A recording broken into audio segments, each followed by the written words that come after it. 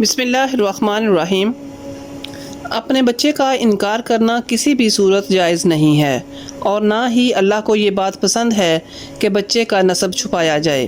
حضرت ابو ہریرہ رضی اللہ تعالیٰ عنہ سے روایت ہے کہ میں نے لعن کی آیات نازل ہوتے وقت حضور صلی اللہ علیہ وسلم کو یہ فرماتے ہوئے سنا کہ جو عورت کسی کو اس قوم میں داخل کرے جس میں وہ نہیں ہے، یعنی کسی عورت نے بدکاری کی اور پھر اس بدکاری سے پیدا ہونے والے بچے کو اپنے خاوند کی طرف منسوب کر دیا، تو اس طرح کرنے سے بچے کا نسب بدل جائے گا، تو وہ خدا کے نزدیک کسی درجہ میں نہیں ہے، اور اللہ اس کو اپنے مقرب اور نیک بندوں کے ساتھ ہرگز جنت میں داخل نہیں کرے گا۔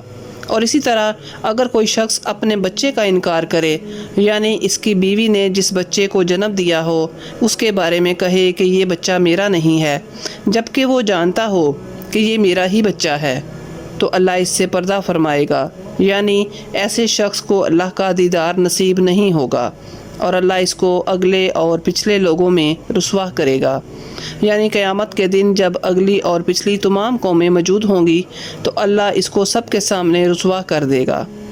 حدیث کا حاصل یہ ہے کہ زنا بہت بڑا گناہ ہے، زنا کرنے والے کو اللہ پسند نہیں فرماتے۔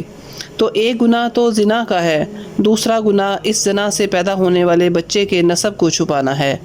اس لیے مرد اور عورت دونوں کو چاہیے کہ وہ زنا کے قریب بھی نہ جائیں۔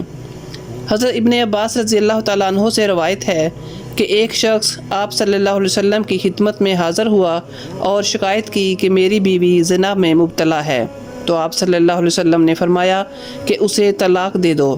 تو وہ شخص کہنے لگا کہ اے اللہ کے نبی صلی اللہ علیہ وسلم، میں اسے طلاق نہیں دے سکتا۔ تو پھر آپ صلی اللہ علیہ وسلم نے فرمایا کہ پھر اس کی نگرانی کرو تاکہ وہ بدکاری میں مبتلا نہ ہو۔ تو معلوم ہوا کہ اگر کوئی عورت زنا میں مبتلا ہو تو اول اسے طلاق دے دینی چاہیے، کیونکہ اللہ کے نبی نے طلاق کا حکم پہلے دیا، اور اگر طلاق نہ دے سکتا ہو کسی مجبوری کی وجہ سے تو پھر اس کی نگرانی کرے اور اسے بدکاری سے بچائے۔ اگر نگرانی بھی نہ کرے اور بدکاری سے بھی نہ رکے اور طلاق بھی نہ دے سکے تو پھر یہ شخص گناہ گار ہوگا۔ اب آتے ہیں بخاری مسلم کی روایت کی طرف جو عبد بن زمہ کے بارے میں ہے۔ روایت کا مفہوم کچھ اس طرح ہے کہ آپ صلی اللہ علیہ وسلم نے فرمایا کہ وہ لڑکا تمہارا بھائی ہے، کیونکہ وہ لڑکا ان کے باپ کے بستر پر پیدا ہوا تھا۔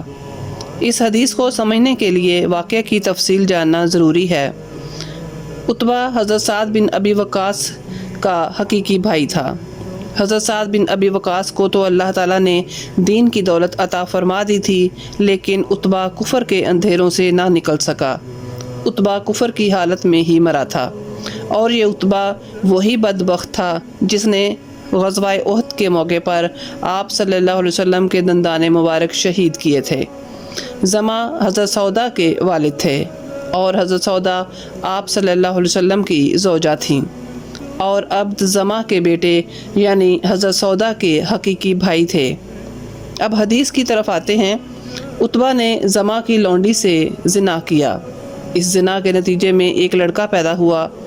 زمانہ جاہلیت میں یہ دستور تھا کہ زنا کے نتیجے میں جو بچہ پیدا ہوتا اسے زنا کے دعویٰ کرنے والے کی طرف ہی منسوب کر دیا جاتا تھا۔ اس لیے اس دستور کے مطابق اس لونڈی سے پیدا ہونے والے بچے کے بارے میں عتبہ نے یہ دعویٰ کیا کہ یہ میرا بیٹا ہے، اور اپنے بھائی حضرت سعد بن ابی وقاص کو وصیت کی کہ تم اس لڑکے کو اپنی تحویل میں لے لینا اور اس کی پرورش کرنا۔ چنانچہ حضرت سعد بن ابی وقاص نے اپنے بھائی کی وصیت کے مطابق اس لڑکے کو اپنی تحویل میں لے لیا اور یہ دعویٰ کیا کہ یہ میرا بھتیجا اور میرے بھائی عتبہ کا بیٹا ہے۔ دوسری طرف زمہ کے بیٹے عبد نے یہ دعویٰ کیا کہ یہ میرا بھائی ہے، کیونکہ میرے باپ نے اسے اپنی لونڈی سے جنوایا تھا۔ اس طرح دونوں میں ایک تنازع کھڑا ہو گیا، اور یہ معاملہ آپ صلی اللہ علیہ وسلم کی خدمت میں پیش ہو گیا۔ آپ صلی اللہ علیہ وسلم نے عبد بن زمہ سے فرمایا کہ یہ تمہارا بھائی ہے، کیونکہ بچہ صاحب فراش ہی کی طرف منسوب ہوتا ہے، اور زانی اس سے محروم رہتا ہے۔ حضرت سودا کو اللہ کے نبی نے اس لونڈی سے پیدا ہونے والے بچے سے پردہ کرنے کا حکم دیا۔ اس کی وجہ یہ تھی کیونکہ اگرچہ شرعی حکم کے مطابق یہ بچہ تمہارا بھائی ہے، لیکن کیونکہ وہ لڑکا عتبہ کے مشابہ ہے اور عتبہ کے دعویٰ کی وجہ سے اس لڑکے کا عتبہ کے نطفہ سے ہونا حقیقت کے عین مطابق بھی ہے، اس لیے احتیاط کا تقاضا یہی ہے کہ تم اس کے سامنے نہ آؤ۔